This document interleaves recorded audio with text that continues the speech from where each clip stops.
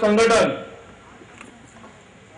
ज्यांच्यामुळे विस्तारण्याची संधी आम्हाला मिळाली, ज्यांचे विचार, ज्यांचं सहकार्य, मग केडर कॅम्प असो, अन्य काही असो, आम्ही फोन केला की ताबडतोब हजर होणारे देवरे सर. या देवरे सरांनी या चळवळीत काम करताना ना आपल्या प्रकृतीची काळजी केली, ना आपल्या कुटुंबाची चिंता केली. ही चळवळ त्यांच्या नसानसात भिनलेली आहे आणि म्हणून आजच्या कार्यक्रमासाठी देवरे सर आपल्याला उपलब्ध झालेले आहेत. मित्रांनो, या खेडमध्ये आपल्या या बाबासाहेब भारत मुक्ती मोर्चा या चळवळीचं काम सुरू असताना बरेचसे लोक संपर्कात आलेले आहेत. मी आपल्या सर्वांना आवाहन करेन की हे बहुजनांची चळवळ आहे, बहुजनांच्या विकासाची चळवळ आहे. इथे केडर कॅम्प होत असतात, तर आपण देखील वेळोवेळी या सर्वांची, या आमच्या सर्व कार्यकर्त्यांशी संपर्कात राहून या चळवळीला पुढे नेण्यासाठी मदत करावी, प्रयत्न करावेत ही विनंती आहे. आणि या चळवळीचं आणि छत्रपती शिवरायांच्या बद्दल मार्गदर्शन करण्यासाठी मी देवरे सरांना विनंती करतो की आपण येथे येऊन आपले विचार व्यक्त करावे.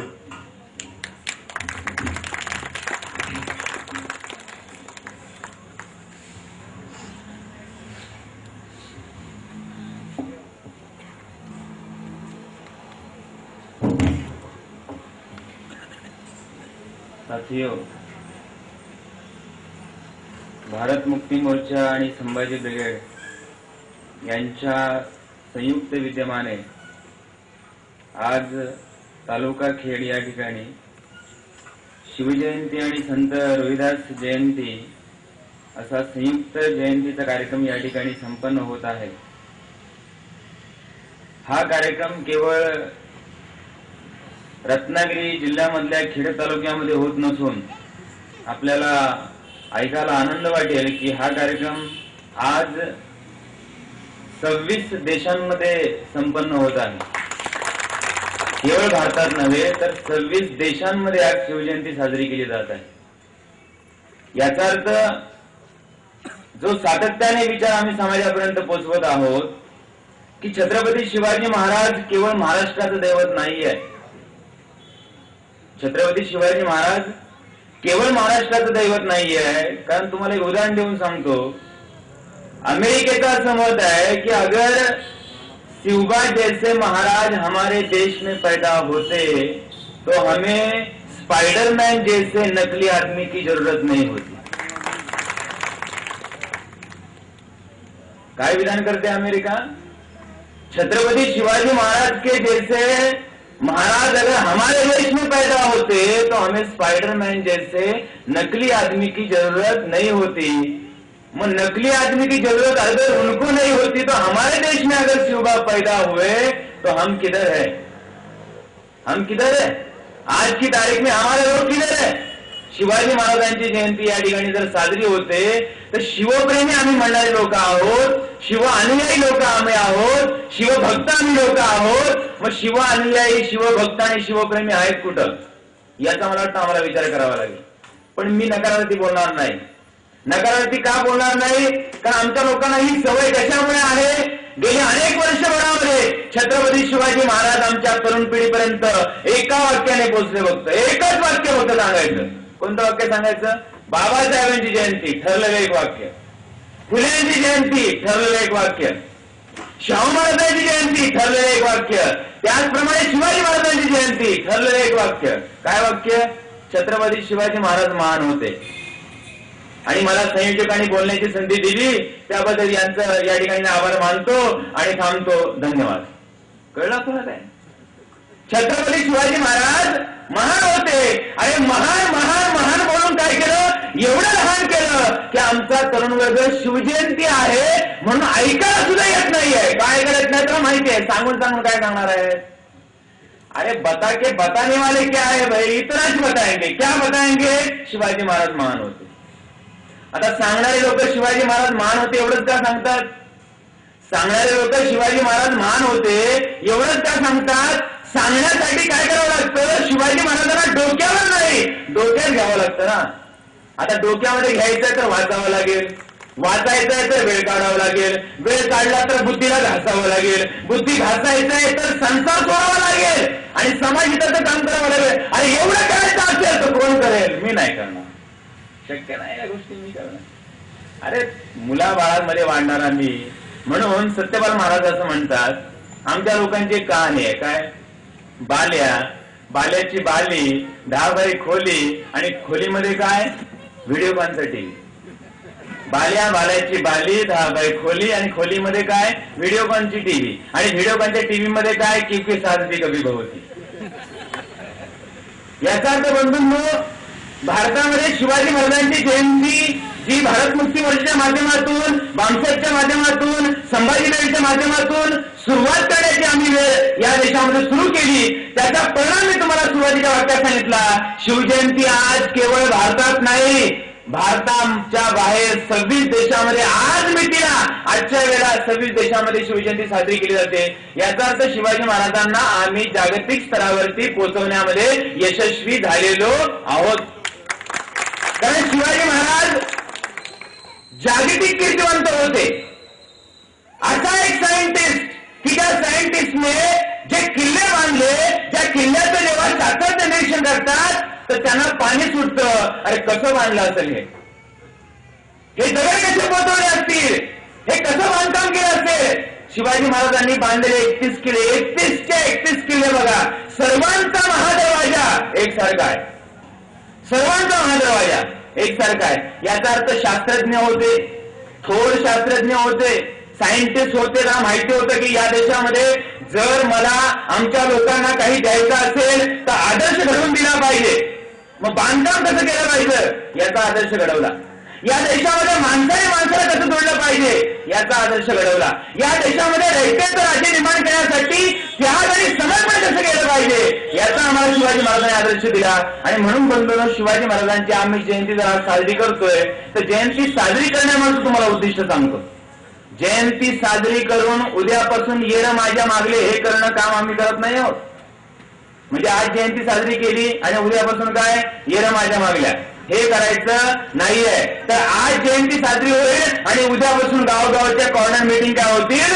सुरू होतील. तर या जयंतीला काय आहे? अर्थ आहे. तर आज स्टेजवरती बोललो आणि उद्यापासून मग नंबर ठरवलं काय? 364 दिवस नो छत्रपती, पुन्हा 365व्या दिवशी. म्हणजे काय? पुन्हा पुढच्या वर्षी 19 फेब्रुवारी काय? छत्रपती शिवाजी महाराजांचा.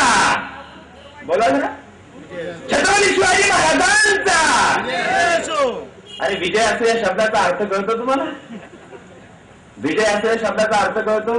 विजय असो म्हणजे काय? झाला तरी पण ठीक, नाही झाला तरी पण ठीक. जसं एखाद्याचं काम तुम्ही करा, एखाद्याचं तुम्ही काम करा आणि काम करताना तुमची अपेक्षा असते की यांना मला पैसे दिले पाहिजे. तो पैसे द्यायला आला तर आपण काय म्हणतो? नाही दिले तरी पण ठीक, नाही दिले तरी पण ठीक. म्हणून काय असो म्हणजे भाऊ देताय का? देताय? नाही ठीक आहे, देता तरी पण ठीक आहे, नाही देता तरी पण ठीक आहे. याचा अर्थ छत्रपती शिवाजी महाराजांचा विजय असो नाही, छत्रपती शिवाजी महाराजांचा विजय करण्यासाठी निरंतर काय करणार? प्रयास करणार. हे आम्ही आज ठरवलं पाहिजे. आणि मग छत्रपती शिवाजी महाराजांची जयंती आम्ही या ठिकाणी साजरी करत आहोत. संत रविदासांची जयंती आम्ही या ठिकाणी साजरी करत आहोत. काही लोकांना असा प्रश्न पडू शकतो, संत रविदासांचं शतक कोणतं? 12वं शतक. शिवाजी महाराजांचं शतक कोणतं? 16वं शतक. मग या दोन महापुरुषांचा संबंध काय? कारण छत्रपती शिवाजी महाराज आणि रविदास यांची संयुक्त जयंती ठेवली का लोकांचा संभ्रम काय? नाही, यांना रविदासांच्या लोकांना काहीतरी करायचं असेल ना म्हणून फोटो लावलाय. किंवा यांचा समज नाही, यांना शिवाजी महाराजांच्या लोकांचं काहीतरी समर्थन पाहिजे असेल ना म्हणून यांचा फोटो लावलाय. मला वाटतं हा मुद्दा देखील तुम्हाला क्लिअर व्हायला पाहिजे. छत्रपती शिवाजी महाराज आणि संत रविदास यांची जी विचारधारा आहे, या विचारधारेमधलं कॉमन तत्व आहे, हे कॉमन तत्व लक्षात घ्या. संत रविदासांनी काम केलं. संत रविदास असं म्हणतात, मला असं राज्य अपेक्षित आहे ज्या राज्यामध्ये एकही भुकेला राहता कामा नये. आणि छत्रपती शिवाजी महाराज म्हणतात, प्रत्येक मावळ्याला पोटाशी लावा. काय म्हणतात संत रविदास? काय म्हणतात? मला असं राज्य अपेक्षित आहे की जिथे एकही भुकेला राहता कामा नये. आणि शिवाजी महाराज काय म्हणतात? प्रत्येक मावळ्याला पोटाशी लावा. रे पोटाशी लावा म्हणजे काय? एकही मावळा भुकेला राहता कामा नये. मला वाटतं विचारधारेमध्ये काय आहे? संबंध आहे आणि विचारधारेमध्ये संबंध आहे. हा संबंध धरण्याचं जर आम्ही काम केला बंधूंनो, तर मला वाटतंय चर्मकार, बौद्ध, तेली, माळी, कुणबी, आगरी, साळी, मराठा, लिंगायत, एनटी, डीएनटी, विजेंटी आम्ही सगळे एका विचारधारेमध्ये काय होऊ जुळले जाऊ. आणि जर आम्ही एका विचारधारेमध्ये जुळलो गेलो तर मला वाटतं आमच्या समस्या सोडवायला आम्हाला जास्त वेळ लागणार नाही. मग समस्या सोडवण्यासाठी आम्हाला काय करावं लागेल? आमच्या महापुरुषांचा इतिहास आम्हाला समजून घ्यावा लागेल. आणि हा इतिहास समजून घेण्यासाठी बंधूंनो आज या ठिकाणी जो विषय लावलेला आहे तो विषय असा आहे, संत शिरोमणी हरिदासांचे आंदोलन भक्तीचे की मुक्तीचे एक विचार मंथन. आणि दुसरं आहे ओबीसीची जातीन्याय जनगणना न करणे, तसेच ओबीसीला पदोन्नतीत प्रमोशन मध्ये आरक्षण नाकारणे हे एससी एसटी विरुद्ध ओबीसी यांच्यात संघर्ष लावण्याचे शासक वर्गाचे षडयंत्र. बंधूंनो, या विषयाकडे येण्याच्या आधी या ठिकाणी तुम्हाला एक महत्वाची गोष्ट सांगणं अतिशय गरजेचं आहे. आम्हाला असं का वाटतं की महापुरुषांचा दडलेला इतिहास आम्ही लोकांना सांगितला पाहिजे? काय हेतू आहे आमचा? भारत मुक्ती मोर्चा या संघटनेचा हेतू काय आहे? आम्हाला असं का वाटतं की दडलेला इतिहास आम्ही आमच्या लोकांना सांगितला पाहिजे? तर दडलेला इतिहास यासाठी सांगितला पाहिजे बंधूंनो, आज मितीला भारतामध्ये समाज व्यवस्था अस्तित्वात नाहीये. आज मितीला भारतामध्ये समाज व्यवस्था अस्तित्वात नाही आहे. आणि समाज व्यवस्था अस्तित्वात नसल्यामुळे मला वाटतं आम्ही प्रतिज्ञा बोलतो. काय प्रतिज्ञा बोलतो? भारत माझा देश आहे, सारे भारतीय माझे बांधव आहेत. मग जर उद्या चर्मकारावरती अन्याय झाला तर का मराठा समाज धावून येईल? मराठा समाज धावून येईल? काय मत आहे तुमचं? उद्या श्रमकारावरती अन्याय झाला मराठा समाज धावून येईल. उद्या भूमकसर कुणबी समाजावरती अन्याय झाला माळी समाज धावून येईल. का धावून येणार नाही? का धावून येणार नाही? India is my country, only जात बंधू are my brothers, because I am working for only जात बंधू, नॉट समाज बंधू.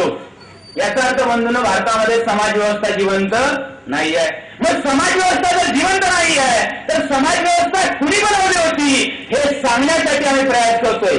महापुरुषांचा इतिहास सांगण्यामधून आम्हाला काय सांगायचं आहे? भारतामध्ये समाज व्यवस्था कुणी बनवली. आणि भारतामध्ये समाज व्यवस्था जर बनवली तर आज प्रश्न असा आहे, समाज व्यवस्था भारतामध्ये आज आहे का नाही? समाज व्यवस्था भारतामध्ये आहे? तुम्हाला काय वाटतं? समाज व्यवस्था भारतामध्ये आहे? आज भारतामध्ये समाज व्यवस्था नाही. आज भारतामध्ये जिवंत आहे जाती व्यवस्था. आज भारतामध्ये काय जिवंत आहे? जाती व्यवस्था आहे. जर जाती व्यवस्था जिवंत आहे, तुम्हाला पुरावा देऊन सांगतो. मला वाटतंय या कोकणामध्ये अखंड हरिनाम सप्ताह होतात. धुमक सर, अखंड हरिनाम सप्ताह होतात. कुणाचे अखंड हरिनाम सप्ताह असतात? कुणाचे असतात? संतांचे असतात. संतांच्या यादीमध्ये संत रविदास आहेत का नाही मला सांगा? संतांच्या यादीमध्ये संत रविदास आहेत? काय उत्तर आहे तुमचं? आहे? अरे मग अखंड हरिनाम सप्ताहामध्ये फोटो सोडून घ्या, नावाचा साधा उल्लेख करा. नावाचा उल्लेख करा ना की बाबा संत शिरोमणी रविदास देखील संतांच्या यादीमध्ये आहेत. नावाचा उल्लेख का होत नाही? जातीने त्यांना बंदिस्त करून ठेवलंय. ते वारकरी संप्रदायाच्या अजेंड्यावरती कधीच येऊ शकतात. पण आम्ही ठरवलंय. आम्ही काय ठरवलंय? ते स्वतःहून येऊ शकत नाहीत कारण ते जिवंत नाहीत. ते स्वतःहून येऊ शकत नाहीत कारण ते जिवंत नाहीत. जबाबदारी कोणाची आहे? आमची जबाबदारी आम्ही स्वीकारलेलं आहे. संत रविदासांचं आंदोलन जातीपुरतं मर्यादित ठेवणार नाही. संत रविदासांना समस्त भव्य वर्गामध्ये पोहोचवण्याचं काम करणार. आणि तुम्हाला हे सांगतो, स्टेजवरती चर्मकार बंधू असतील, माझ्यासमोर ऐकणारे चर्मकार बंधू असतील, त्यांना गोड वाटावं म्हणून मी बोलत नाहीये. कारण काय असं होतं नाही, उनको अच्छा लगना चाहिए साला इसीलिए बोला होगा. अरे ऐसा नहीं है, ऐसा नहीं है. नागपूरला होतो मी 2 दिवस. नागपूरचा दौरा करून डायरेक्ट रत्नागिरीला आलो. रत्नागिरी मध्ये शिवजयंती केली. 3 वाजता तिथून निघालोय. आता खेडामध्ये आहे आणि नंतर घरी जाणार आहे परत. त्याही ठिकाणी सांगितलं संत रविदासांचं आंदोलन. नागपूरला सांगितलं संत रविदासांचं आंदोलन. केवळ संत रविदास नाही, संत तुकाराम, संत चोखा मेळा, संत सावता माळी, संत नरहरी सोनार, संत सेना नावी, संत जगनाडे, तेली, संत नामदेव, शिंपी, ज्या ज्या जातीमध्ये आमचा जो जो महापुरुष अडकून पडलेला आहे, याला आम्हाला बाहेर काढावं लागेल. बाहेर का करावं लागेल? कारण या सर्व महापुरुषांनी समाज व्यवस्था बनवण्याचा प्रयत्न केला होता. मग आज जर आम्हाला समाज व्यवस्था बनवायची असेल आणि जाती व्यवस्था काढायची असेल तर या जाती व्यवस्थेला काढण्याचं काम ज्यांनी ज्यांनी केलं त्यांचा आम्हाला इतिहास समजून सांगावा लागेल. आणि बंधूंनो, हा इतिहास समजून सांगताना तुम्हाला ऐकून आश्चर्य वाटेल, या खुर्चीवरती बसणारे, माझ्या इथे बाजूला बसणारे, या सर्वांचा वंश एक आहे. मला वाटतं आम्ही कधी असा विचार पण केला नसेल की आमचा सगळ्यांचा वंश एक आहे. मला काय वाटतं, कुणब्याचा माझा संबंध काय, मराठाला काय वाटतं, अरे त्या कोळ्याचा माझा संबंध काय, या सगळ्यांना हे माहित नाही. काय माहित नाहीये? आमच्या सर्वांचा वंश एक आहे. कुठला वंश आहे? नागवंश. नागवंश असण्याचा पुरावा काय? बामण आणि मारवाडी सोडून अशी एक जात दाखवा की जी जात नागपंचमी करत नाही. मी स्पष्ट उल्लेख करतो या ठिकाणी, कारण हातचं राखून नाही बोलायचं. बामण दुश्मन क्लिअर करावा लागेल. वो थे वो ये थे नाही, बामणीच ते. आणि मी 13 वर्ष बोंबलते, मला माहिती आहे 13 वर्ष मी बोंबलते.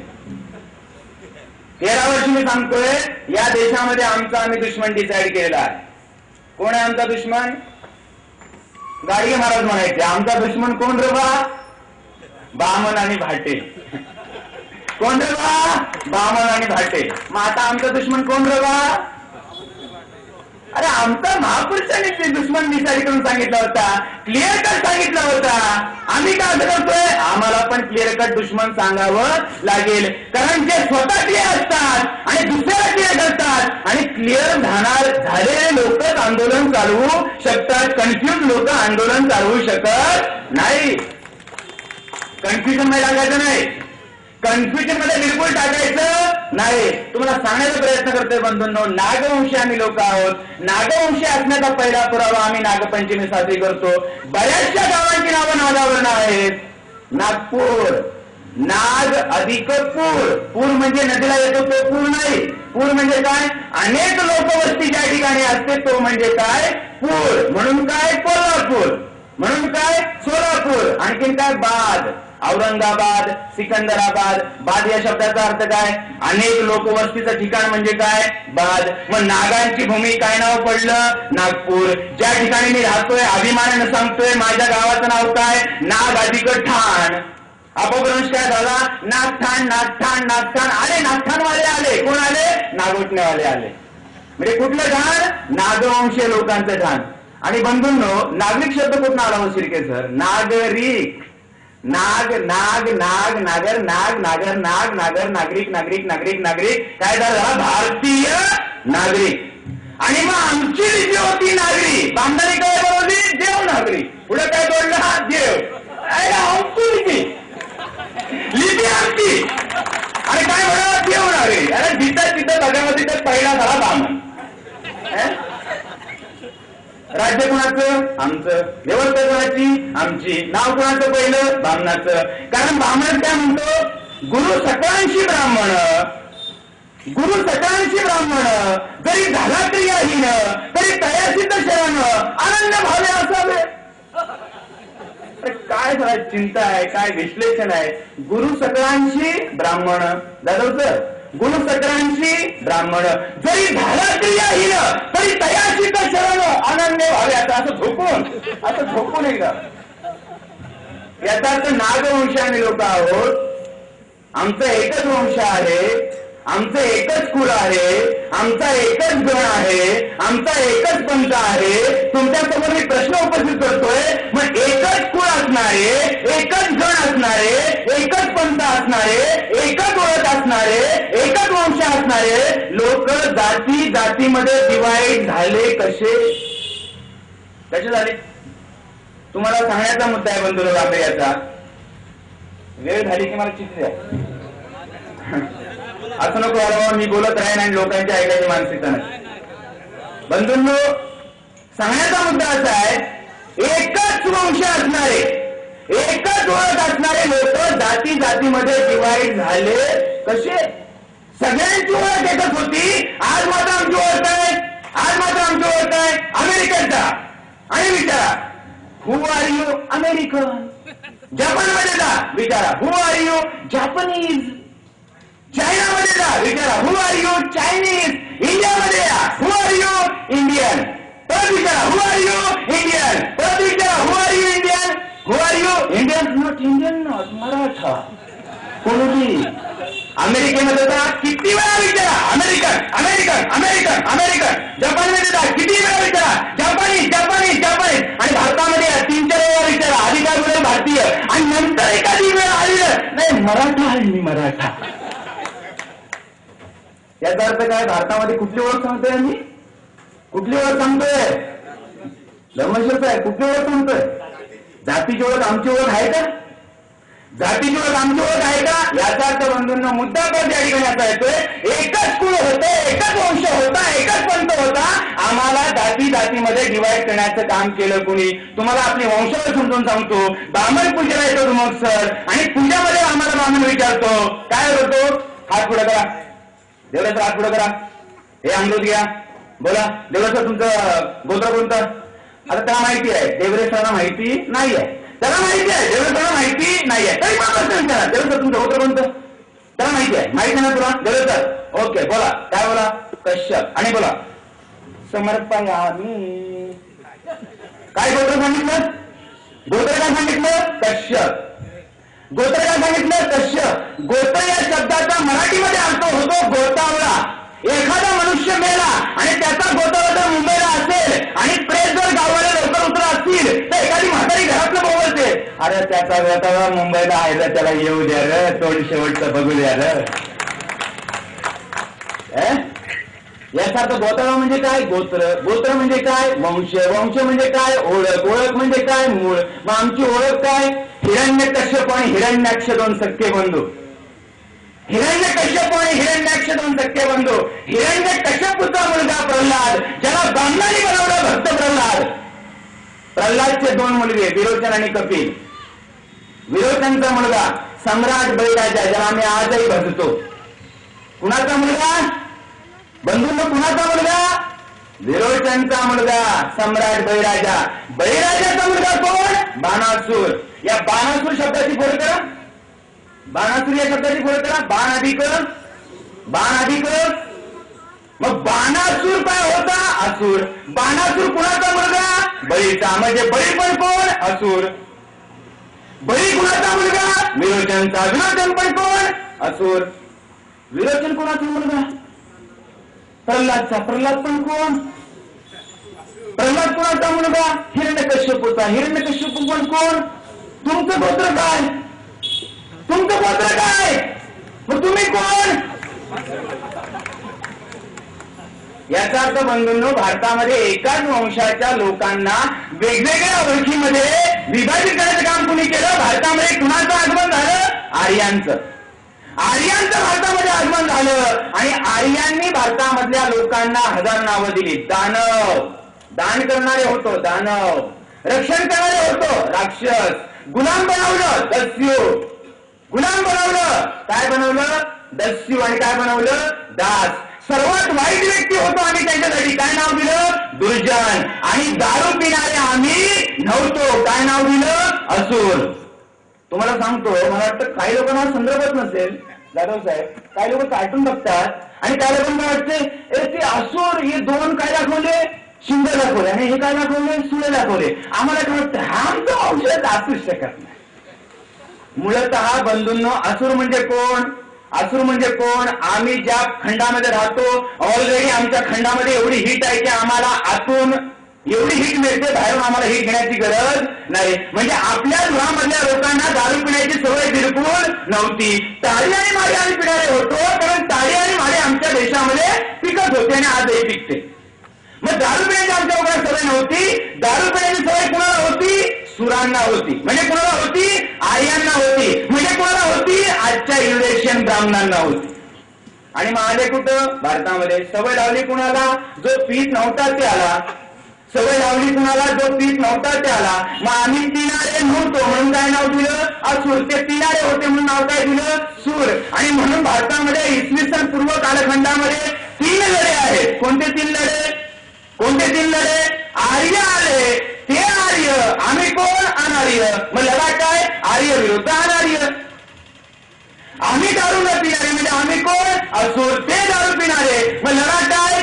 लढा काय? सूर विरुद्ध असुर.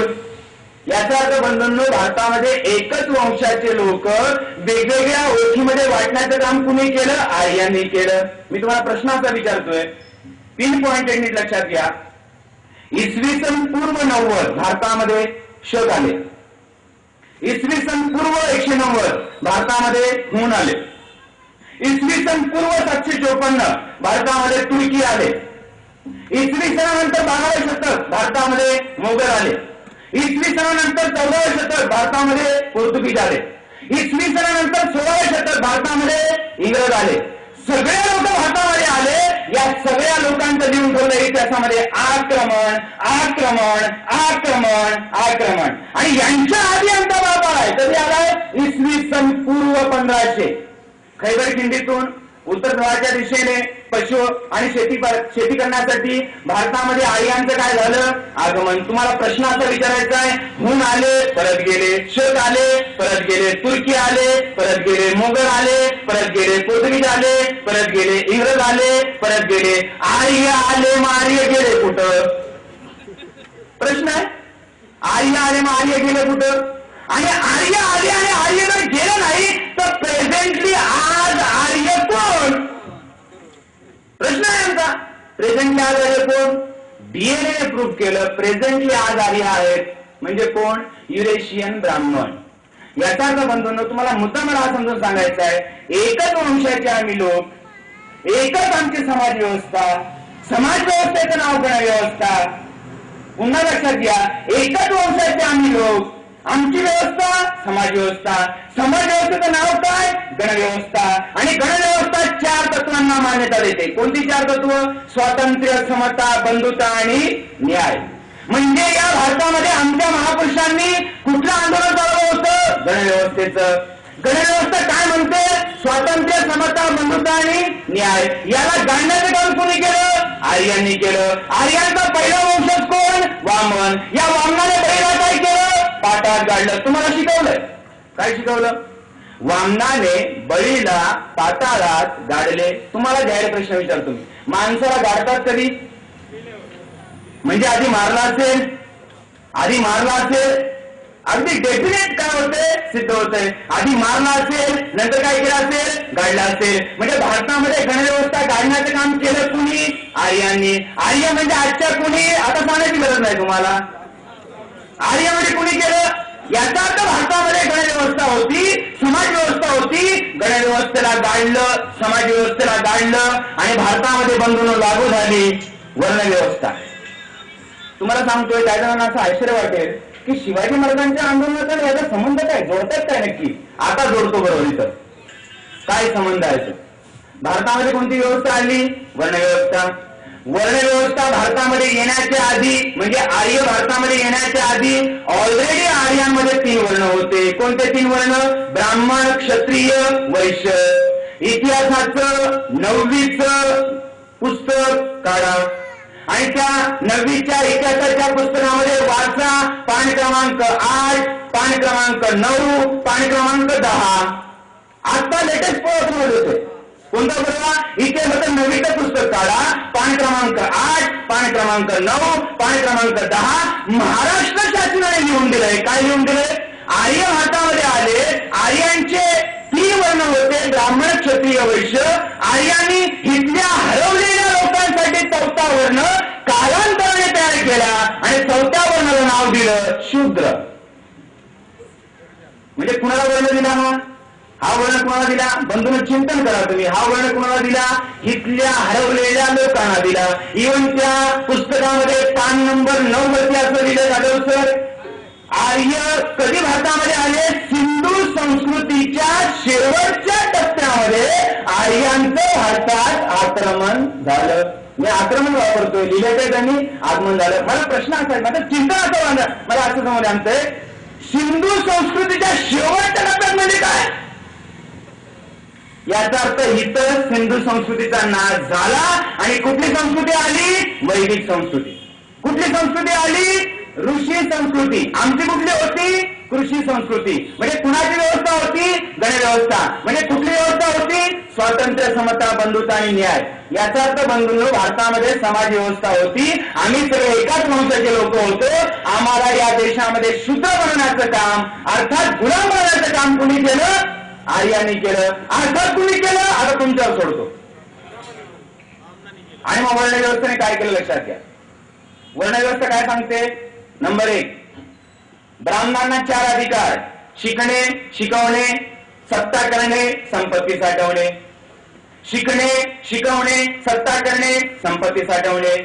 क्षत्रियांना 3 अधिकार: शिकणे, शिकणे, शिकवणे नाही, शिकणे, सत्ता करणे, संपत्ती साठवणे. 1 अधिकार कट. नंतर वैश्यांना 2 अधिकार. कोणते 2 अधिकार?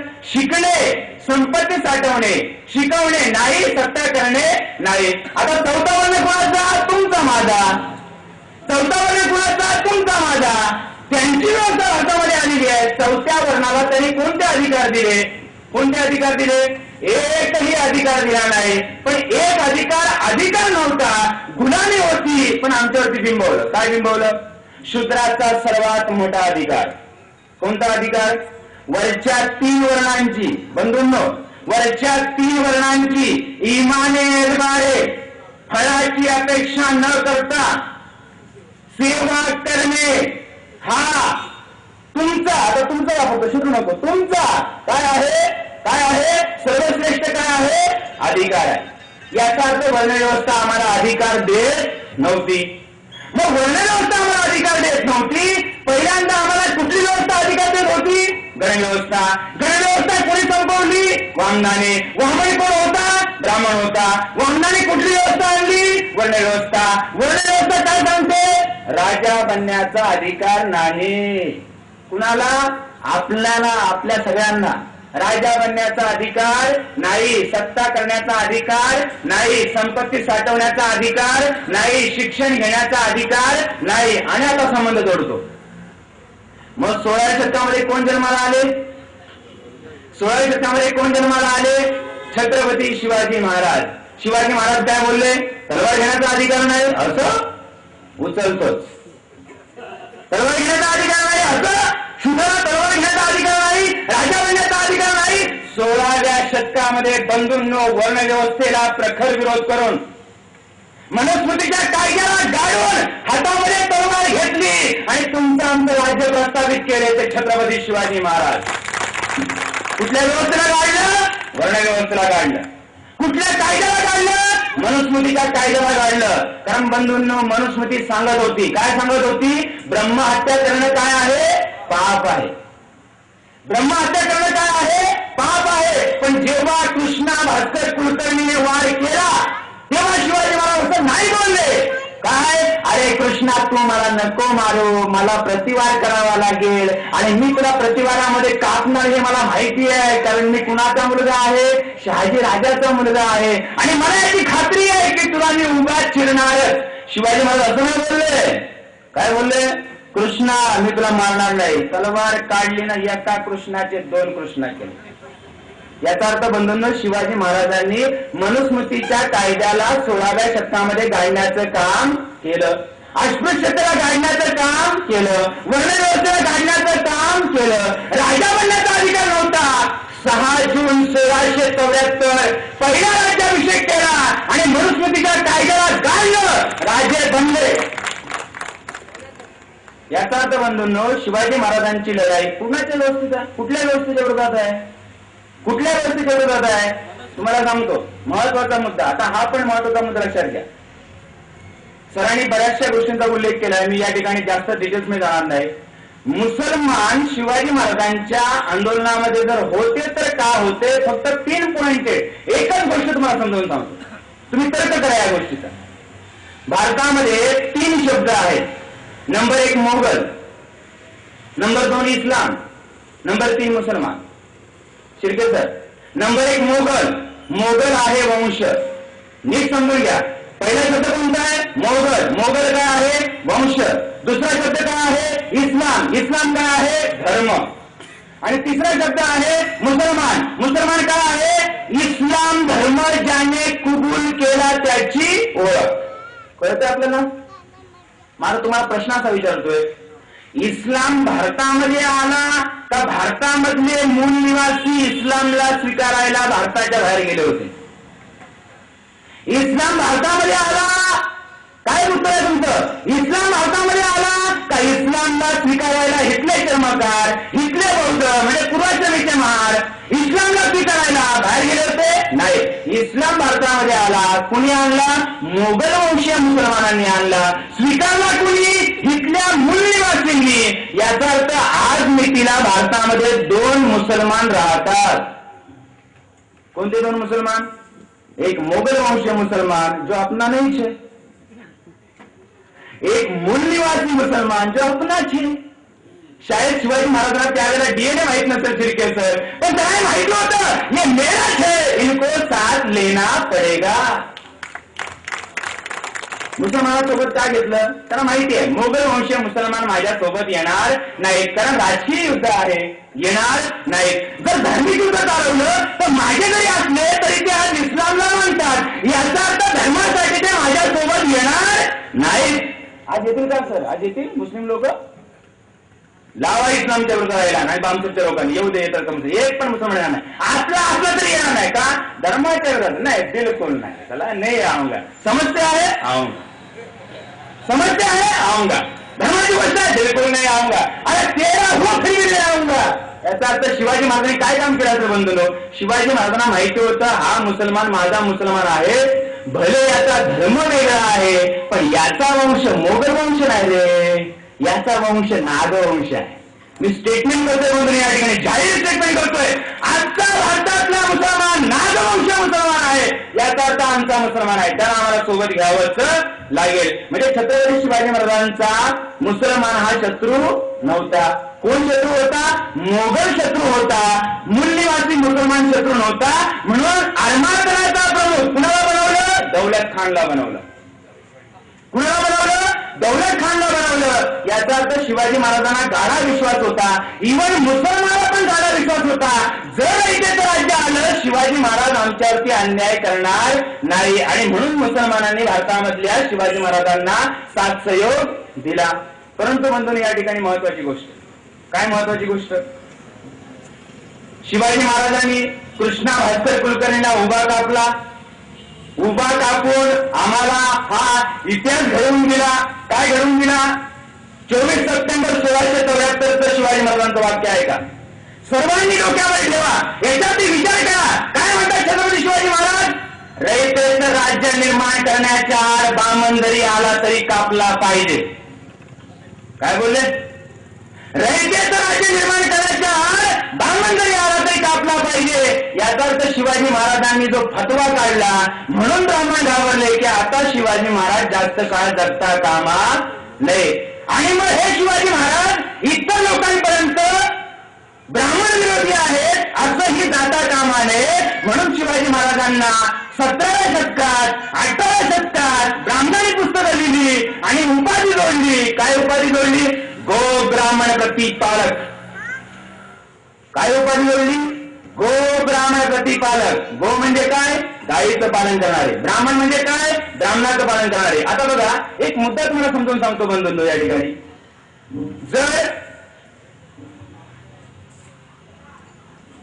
जर या ठिकाणी मुद्दा असा आहे, ब्राह्मणाचं पालन करणारे होते. मुद्दा असा आहे, ब्राह्मणाचं पालन करणारे होते. शिवाजी महाराजांनी काय केलं? कुलकर्णीला कापला. ब्राह्मण काय घेतात? पालन केलं. मी जास्त विश्लेषण नाही करणार या गोष्टीचं. शिवाजी महाराजांनी कुलकर्णीला कापला, ब्राह्मण इतिहासकार लिहितात पालन केलं.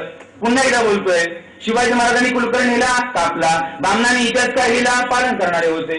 अरे how is it possible? 2 contradictory वाक्य. याचा अर्थ शिवाजी महाराजांचा खरा दुश्मन लपवण्यासाठी खोटा दुश्मन आम्हाला दाखवला. आणि कसा खोटा दुश्मन दाखवला?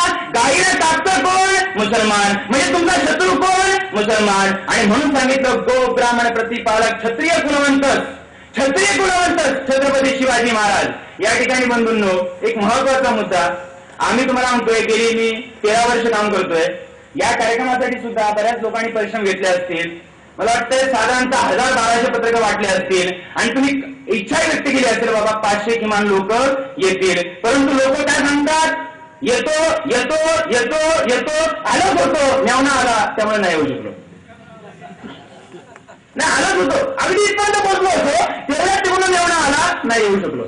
मला एक कळत नाही, तुम्हाला प्रश्न विचारतोय, शिवाजी महाराजांनी असं काय सांगितलं असेल की मावळे जीव द्यायला तयार झाले? आता आम्ही एवढं समजून सांगतोय, ओबीसीची जाती न्याय जनगणना करण्यासाठी आम्ही आंदोलन चालवतोय, ओबीसीचा विश्वासच नाही अजून, एनटीची अनुसूची बनावी म्हणून आम्ही आंदोलन चालवतोय, एनटीचा विश्वासच नाही अजून। याचा अर्थ बंधूंनो, त्या काळामध्ये मग शिवाजी महाराजांनी असं काय सांगितलं असेल की मावळे जीव द्यायला तयार झाले? काय बोलले शिवाजी महाराज? नंबर 1, शिवाजी महाराज काय बोलले? परस्त्रीला माते समान मानलं पाहिजे, परस्त्रीला माते समान मानलं पाहिजे। याचा अर्थ आमच्या मातामध्ये, आमच्या भगिनीमध्ये, आमच्या माईमध्ये, आमच्या ताईमध्ये हा विश्वास टाकला, हे ताई, हे आई, हे माई, जर माझं राज्य आलं तुझ्या अब्रूवरती कोणीही डोळा उगारून देणार नाही। आणि मला वाटतं माया बहिणीने मग काय केलं? आई बोलली ने माझ्या मुलाला मावळ्यांमध्ये, ताई बोलली, काय बोलली? ने माझ्या नवऱ्याला, कुठं? सैन्यामध्ये। आणि बाई बोलली ने माझ्या नवऱ्याला, ताई बोलली ने माझ्या दादाला, आई बोलली ने माझ्या मुलाला। याचा अर्थ काय? ताई माई याच्यामध्ये काय केला? शिवाजी महाराजांनी विश्वास व्यक्त केला, निर्माण केला। दुसरं महत्वाचं वाक्य बंधूंनो, शिवाजी महाराज असं बोलायचे, मावळ्यांना नेहमी बोलायचे, शेतकऱ्याच्या भाजीच्या देठालाही धक्का लागता कामा नये। काय सांगितलं होतं? शेतकऱ्याच्या भाजीच्या देठालाही धक्का लागता कामा नये। याचा अर्थ शेतकऱ्यांना हे कळलं, जर शिवाचं राज्य आलं तर शेतकऱ्यांचं कल्याण झाल्याशिवाय राहणार नाही। शेतकऱ्यांनी सुद्धा शिवाजी महाराजांना समर्थन दिलं आणि त्या मावळ्याच्या हातामध्ये नांगर होती, त्या मावळ्याच्या हातामध्ये विळा होता, नांगर आणि विळा पडला, हातामध्ये काय आली? तलवार। आणि तलवारीच्या बळावरती बंधूंनो 18 पगड जातीचे 12 बलुतेदार एकत्र घेतले, एकत्र घेऊन भारतामध्ये रयतेचं राज्य निर्माण केलं आणि रयतेचं राज्य निर्माण करून बळीची व्यवस्था परत आणली। कोणती तत्व? स्वातंत्र्य, समता, बंधुता आणि न्याय। याचा अर्थ छत्रपती शिवाजी महाराजांनी या देशामध्ये कष्टकऱ्यांचं, शेतकऱ्यांचं, रयतेचं, आणि रयत या शब्दाचा तुम्हाला मी अर्थ सांगतो। रयत म्हणजे कोण? आज नीतीला रयत म्हणजे कोण? काही वेळा दीनदुबळ्याचा शब्द वापरला, दीनदुबळ्यांचे, शोषितांचे, ती दाखव सर, दीनदुबळ्यांचे, शोषितांचे, कमाल काय म्हणतो? वहीच होंगे, ये वहीच होंगे, दीन दुबळे शोषित मध्ये ते वहीच होंगे, आपण थोडी उसमें आते हैं, आपण नहीं आते ना।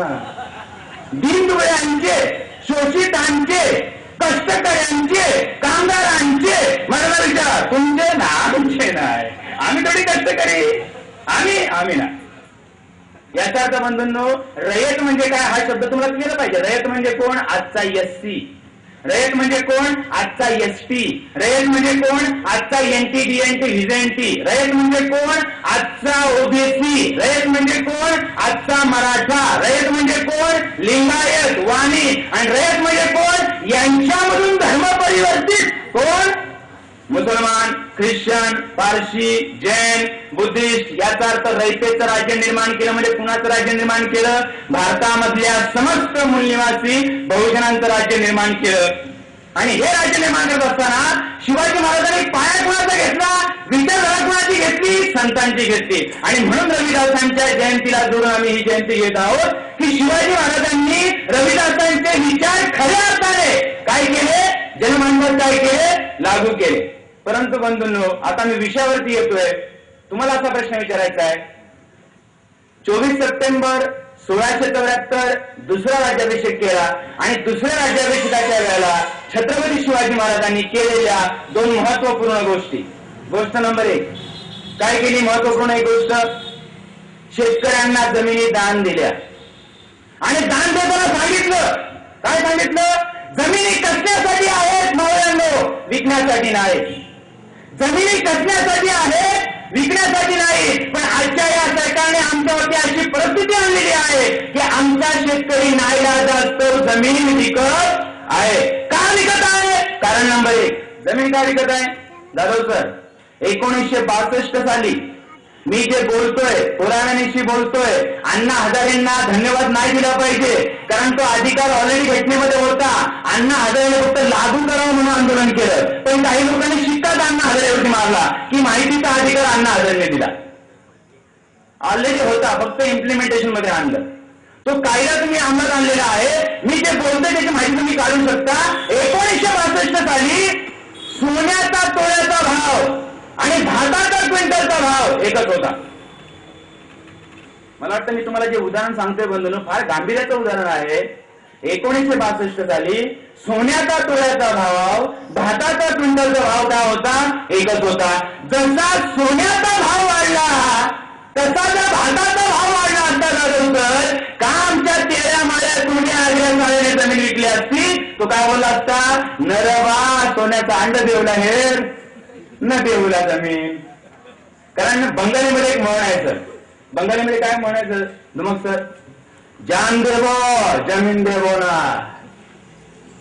काय बंगालीमध्ये म्हण आहे? जान देवो जमीन देवो ना. म्हणजे काय? जीव देवो जमीन देणार नाही. याचा अर्थ बंधूंनो, जर या देशामधल्या व्यवस्थापनाने, या देशामधल्या व्यवस्थेने, या देशामधल्या केंद्र सरकारने, राज्य सरकारने जर त्या प्रकारची स्कीम राबवली असती आणि किमान 15,000 रुपये जरी क्विंटल भाताचा भाव वाढवला असता, मला वाटतं एकही शेतकऱ्याने जमीन विकली नसती. दुसरा महत्वाचा मुद्दा, पहिल्या पंचवार्षिक योजनेमध्ये कालव्याची योजना सरकारने लागू केली होती. कसली योजना? कालवे. आणि ही योजना बऱ्याचशा जिल्ह्यांमध्ये, बऱ्याचशा तालुक्यांमध्ये सुरू करण्यामध्ये आली, 65 पर्यंत डाऊन करण्यामध्ये आली. याचा अर्थ काय? कालवे जर काढले असते तर शेती एक पिकी नाही, किती झाली असती?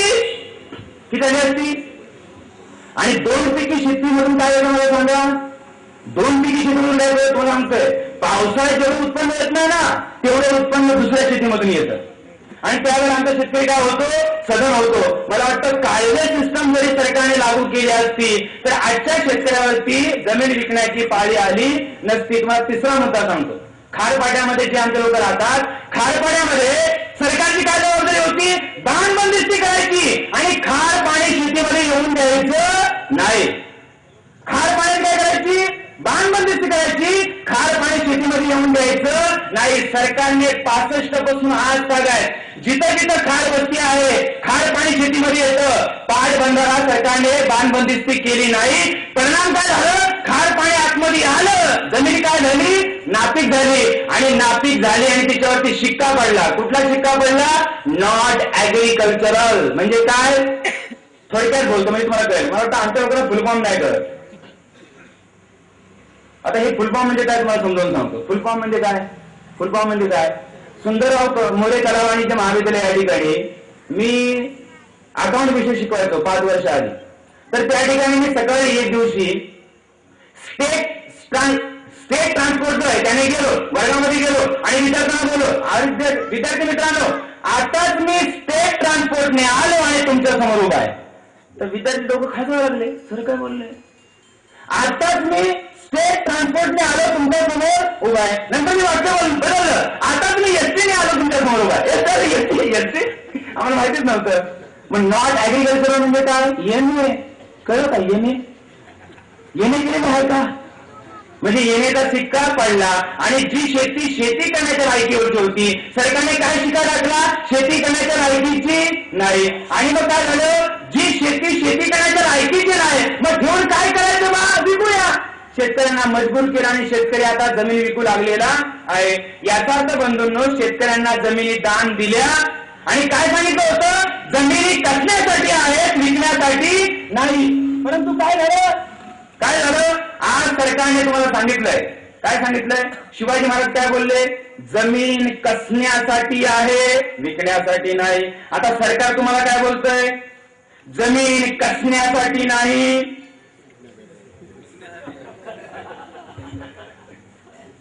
मला तर तुम्हाला जे समजावून सांगतोय मी, बरोबर आहे का? जमीन कसण्यासाठी नाही. डाळे धुमाळ, अरे कसल्यासाठी नाही आहे भाऊ. भरपूर कसली तुम्ही आता कशासाठी आहे. अरे भाऊ येतो ना 25 लाख 30 लाख आम्हाला 25 लाख 30 लाख. तुम्हाला जाधव सर, आमच्या रायगड जिल्ह्यामध्ये 3 तालुका आहे सर. त्या ठिकाणी काय झालं, एका माणसाला एकरी 1 करोड मिळाले. किती मिळाले? 1 करोड. 1 करोडचा चेक हातामध्ये घेऊनच टाकण्यात गेला. काय गुपित आहे जरा का. अरे रुपया बघण्याची सवय नव्हती. डायरेक्ट तिकीटचा चेक हातामध्ये आला तर हे असं अटायचे. आमच्या लोकांना प्रलोभन दाखवलं जात आहे की तुम्हाला काय मिळतील, नोकऱ्या मिळतील. तुम्हाला काय मिळेल, पैसा मिळेल. तुम्ही काय केली पाहिजे, स्टेजला जमीन दिली पाहिजे. याचा अर्थ बंधूंनो, शिवाजी महाराजांचं आज राज्य अस्तित्वात राहिलेलं नाहीये. शिवाजी महाराजांचा दुसरा मुद्दा घेतो आणि माझा हा विषय क्लब करतो या ठिकाणी. शिवाजी महाराजांनी काय केलं, सैनिकांना पगार देण्याची व्यवस्था लागू केली, मावळ्यांना पगार देण्याची सिस्टम लागू केली. आणि आता सरकार काय म्हणतंय, सरकार काय म्हणतंय, आता आम्हाला पगार देण्यासाठी तिजोरीमध्ये पैसा शिल्लक नाही. आजच्या सकाळ पेपरमध्ये बातमी आहे 13 महिने पगार दिलेला नाही. आजच्या सकाळ पेपरमध्ये पहिल्याच पानावरती बातमी आहे 13 महिने. त्या डिपार्टमेंटचं मला नाव आठवत नाही लगेच. 13 महिने पगार दिलेला नाही. शिवाजी महाराज काय म्हणतात, मावळ्याला दर महिन्याला पगार मिळाला पाहिजे. सरकार काय म्हणते, पगार कसा मिळणार नाही याची आम्ही तजवीज करतोय. याचा अर्थ बंधूंनो, भारतामधल्या समस्त मूलनिवासी बहुजनांना हक्क आणि अधिकार डावलण्याची प्रक्रिया देशामध्ये सुरू आहे. माझा विषय क्लब असताना बंधूंनो तुम्हाला सांगतोय, भारतामध्ये आज प्रामुख्याने 3 वर्ग आहेत. कोणते 3 वर्ग?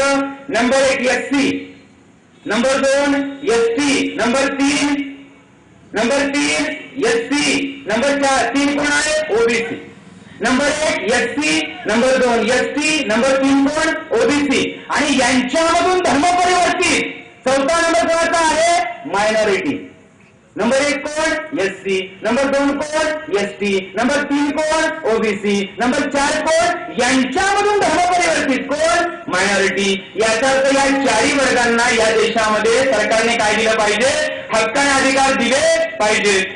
पण तुम्हाला ज्या वर्गाला हक्काने अधिकार द्यायचे असतील तर त्या वर्गाची जातीनिहाय जनगणना करणे हा मुद्दा अनिवार्य आहे.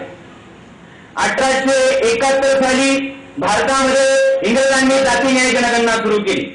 1871 साली इंग्रजांनी भारतामध्ये जातीनिहाय जनगणना सुरू केली. 1931 पर्यंत भारतामध्ये सर्व लोकांची, ब्राह्मणासकट सर्व लोकांची जातीनिहाय जनगणना होत होती. 1941 ला जातीनिहाय जनगणना झाली नाही, कारण दुसरं महायुद्ध सुरू होतं.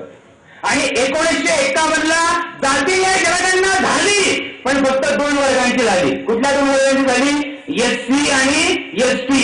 जो 3रा वर्ग आहे आणि जो बहुसंख्य आहे त्या वर्गाची मात्र सरकारने 1951 पर्यंत, आता काय सुरू आहे 2013 पर्यंत सरकारने अदर बॅकवर्ड क्लास म्हणजे इतर मागासवर्ग म्हणजे थोडक्यात ओबीसी जातीय जनगणना न केल्यामुळे आज ओबीसींना शासन, प्रशासन, नोकरी, शिक्षण, राजकारण, समाजकारण, धर्मकारण, अर्थकारण, शैक्षणिक कारण, साहित्यकारण कुठल्याही व्यवस्थेच्या अंगामध्ये त्याच्या संख्येच्या प्रमाणात वाटा मिळत नाही. आणि वाटा मिळत नाही आणि म्हणून ओबीसी बांधवांचं आज पतन होऊ लागलेलं आहे. आणि म्हणून बंधूंनो हा विषय या ठिकाणी चर्चेला ठेवलाय. या विषयाच्या बाबतीमध्ये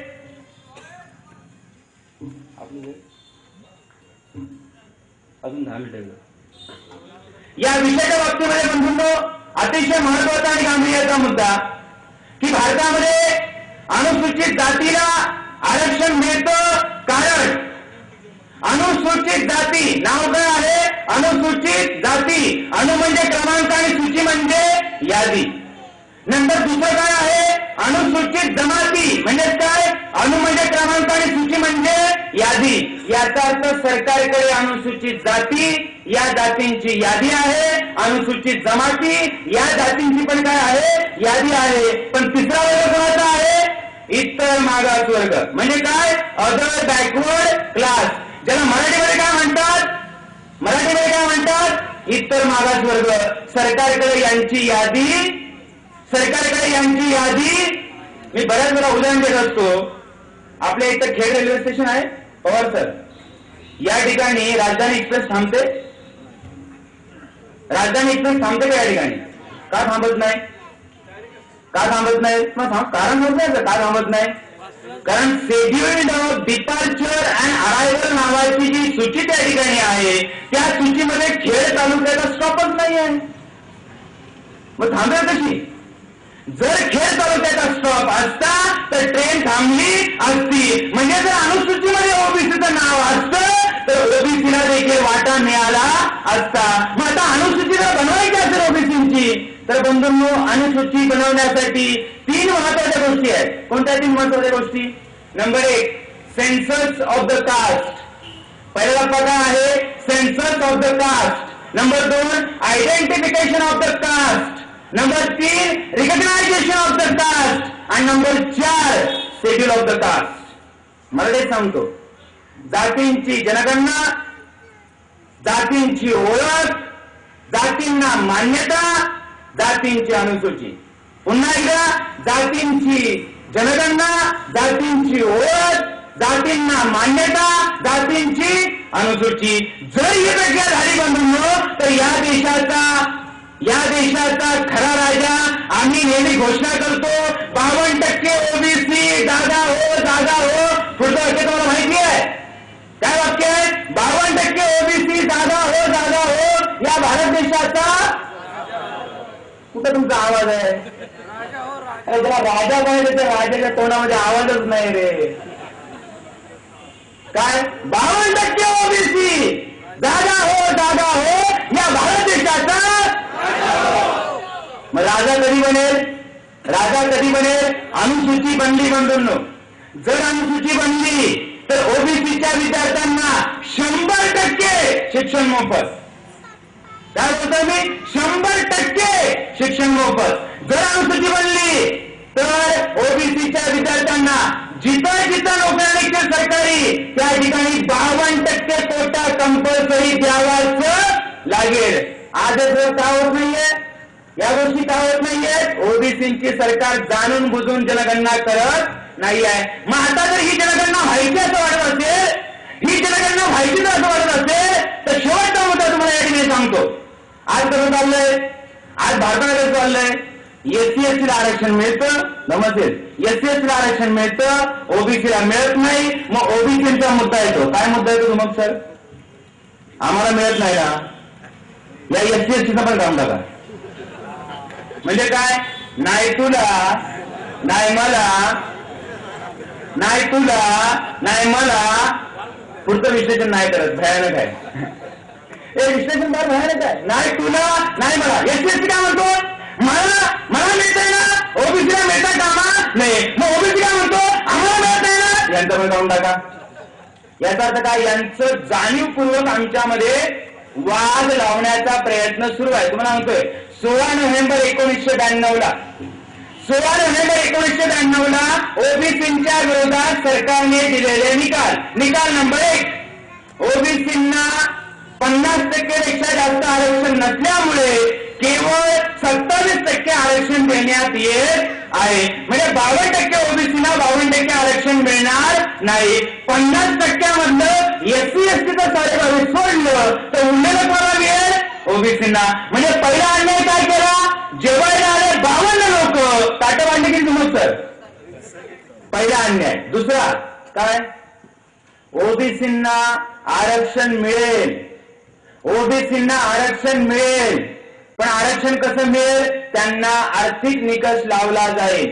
त्यांच्यामधले जे लोक ज्यांचं आर्थिक उत्पन्न त्यावेळेला वर्षाला 1 लाख असेल त्यांच्या मुलांना याचा फायदा होणार नाही. मला वाटतं धोमक सर त्याच्या भाषणामध्ये बोलले, माझ्या मुलाला त्याचा फायदा झालेला नाही. का नाही झाला? कारण आताची मर्यादा आहे ओबीसीच्या क्रिमिनलची 4.5 लाखाच्या वरती ज्याचं उत्पन्न जातं त्याला ओबीसी दाखल्याचा फायदा होणार नाही. म्हणजे बंधूंनो, हे असं आहे. कसं आहे? जो घेऊ शकतो त्याला पैशाच्या मर्यादेमुळे आऊट, आणि जो जाऊ शकत नाही त्यामुळे आऊट. जो घेऊ शकतो, घेण्याची लायकी आहे, दिल्लीपर्यंत आपल्या मुलाला पाठवू शकतो, त्या शाळेच्या मुलाला काय सांगतात, तुझ्या वडिलाचं उत्पन्न 4.5 लाखाच्या वरती आहे, तुला ओबीसी दाखल्याचा फायदा होणार नाही. म्हणजे घेऊ शकतो, त्याला मर्यादेमधून बाहेर काढलं, तो घेऊ शकत नाही, तो ऑलरेडीच बाहेर आहे. म्हणजे काय झालं, ओबीसीचं आरक्षण काय आहे, खुलं आहे. 2008 साली MBBS IIT IIM मध्ये ओबीसीच्या 432 जागा शिल्लक होत्या. मग सर 432 जागा शिल्लक होत्या आणि काय झालं, मर्यादेवरून सगळे विद्यार्थी बाहेर पडले. सरकारने म्हणजे सुप्रीम कोर्टाने आदेश दिले आणि त्या 432 ओबीसीच्या जागा जनरल करण्यात आल्या आणि जनरल म्हणून भरण्यात आल्या. म्हणजे ताट होतं कोणाचं, वाढलं कोणाला. याचा अर्थ बंधूंनो, 16 नोव्हेंबर 1992 सरकारने केलेला ओबीसीवरचा अन्याय आणि त्यावेळेचा शेवटचा मुद्दा तुम्हाला म्हणतोय. 16 नोव्हेंबर 1992 एक गोष्ट जी पार्टीच नव्हती त्या पार्टीच्या विरोधात सरकारने निकाल दिला. पार्टी कोण होती, ओबीसी वर्सेस सरकार. नीट समजून घ्या बंधूंनो, पार्टी कोण होती 16 नोव्हेंबर 1992, ओबीसी विरुद्ध कोण, सरकार. म्हणजे पार्टी कोण नाहीये, SC ST आहे का, SC ST. पण त्या ठिकाणी SC STच्या विरोधात एक निकाल दिला. काय निकाल दिला, SC ST ला रिझर्वेशन इन प्रमोशन चालू राहणार नाही, ओबीसीला तर मिळणारच नाही. SC ST ला पण रिझर्वेशन इन प्रमोशन नाकारलं सरकारने. आणि आज SC ST काय म्हणतोय, आज SC ST काय म्हणतोय, आम्हाला रिझर्वेशन इन प्रमोशन मिळालं पाहिजे. आणि ओबीसी काय म्हणतोय, नाही मिळालं पाहिजे. झालाय का वाद सुरू. तुम्हाला म्हणतोय आमच्या स्टाफ रूम मध्ये चर्चा, आधीच 22.5% साला आणखीन आरक्षण मागतात. नुसतं आरक्षण आरक्षण आरक्षण, सरकारचे जावं आहेत का पाहिजे. याचा अर्थ काय, जाणीवपूर्वक SC ST आणि काय ओबीसी मध्ये रिझर्वेशन इन प्रमोशन या मुद्द्यावरती वाद कसा केला होतोय. SC ST ला दिलं जाण्याचं काय फक्त बहाणा, आम्ही देतोय आणि ओबीसीला नाही देत. म्हणजे परिणाम काय होतोय, ओबीसी काय म्हणतोय, नाही मिळालं पाहिजे, SC ST काय म्हणतोय, मिळालं पाहिजे. काय सुरू झाला कळतच मग काय सांगतो मी ते. सुरू आहे प्रत्येक स्टाफ मध्ये चर्चा सुरू आहे.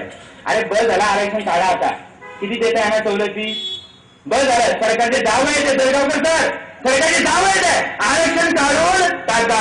पण अंतिमता तुम्हाला मी हेच बंधू सांगतोय, भारत मुक्ती मोर्चा